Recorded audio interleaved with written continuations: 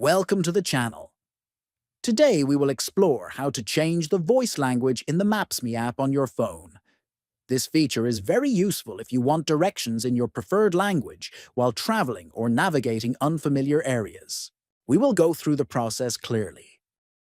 First, open the Maps.me app on your phone. Next, look at the bottom right and tap on the More option.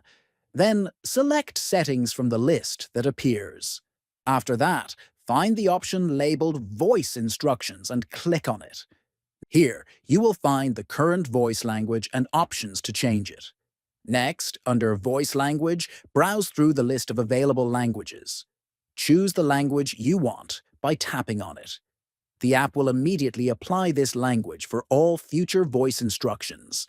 If you found this video helpful, make sure to subscribe to the channel, like the video, and share it with your friends.